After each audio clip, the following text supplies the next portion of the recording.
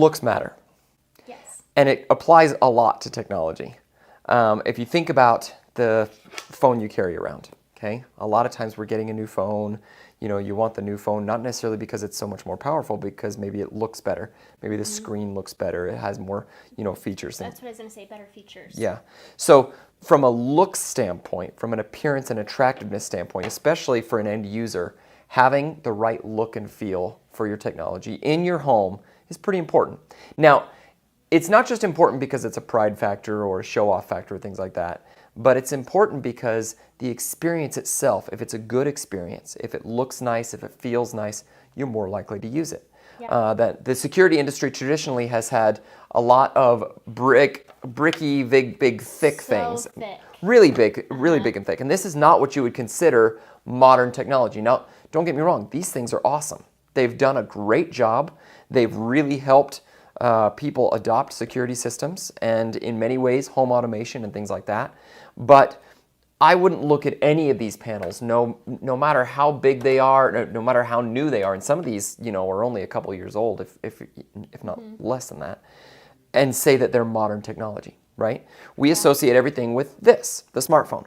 The smartphones that we have are what consumers carry around everywhere. And when you get into a car, when you walk into a Best Buy or a Target or things like that, if there's displays or kiosks, we measure everything, all the technology we interact with, based on whether or not it feels like your phone. When you get in your car, you just recently took a trip, and when you got in your rental car, when you touch this stereo, when you experience that stereo, you immediately think it's more or less modern based off your phone's user interface. And if you get a car, if you're in a car that has an older touchscreen that's lower resolution, it might still be a touchscreen, it might still have navigation, but you still think it's what?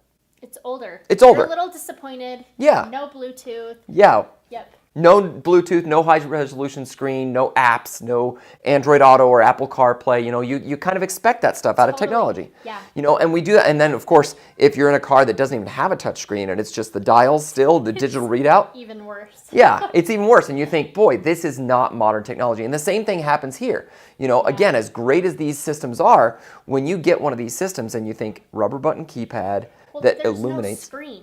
Yeah, I mean, it's a little digital readout. It doesn't feel like modern technology. Yep. And so it's not that this is bad. These still work great in people's homes, and there's a lot of people who have them, but they don't show it off to their friends. You don't say, oh, come here, you got to come check out my new security system. It's got buttons that glow, and it's got a robotic voice that speaks to you. You don't show it off, okay? But when you get a new phone, you show it off. Everyone to see it. And we believe the same thing holds true with the IQ panel. Definitely. When you have something as beautiful as the IQ panel, then the look really matters. Now, the reason the IQ panel can be so thin, and when you compare, compare the thickness of any of these, okay? It's a massive difference. But the reason it can be so thin is because of this Qualcomm Snapdragon. This Qualcomm Snapdragon system on a chip has everything that these guys are normally buying and building from different places and trying to put in certain places to make them work. This has all of it built into one small thin piece because it was built for a tablet. So that's one of the things Qolsys did a little bit differently is we started with a tablet, the Qualcomm Snapdragon, and we said, what can we add to it to make it security? So this tablet class system on a chip has Bluetooth, it has the LTE radio, it has Wi-Fi. And that's all here, That's right? all in here. Okay. And then we've added these extra radio daughter cards to it so that we can add in things like Z-Wave and security, a lithium-ion or backup battery, a siren, things like that. And some of this, the stuff that's already on here already has technology for things like the camera or the audio ports or speakers or things like that. So we don't have to build separate things and do stuff. We can make things really small and thin because we're leveraging a tablet and then adding to it the few things that need to be security. So by adding a thin, small battery, a small but high-powered siren, and then small, thin radios for the non-tablet-like, classifications of things like Z-Wave and security and encryption and things like that, we're able to keep the form factor very, very thin. You can see here's the IQ panel on a table stand, okay? But you can see that form factor is tremendously thin when you compare it to almost anything. And it's, comparison. yeah, really no comparison.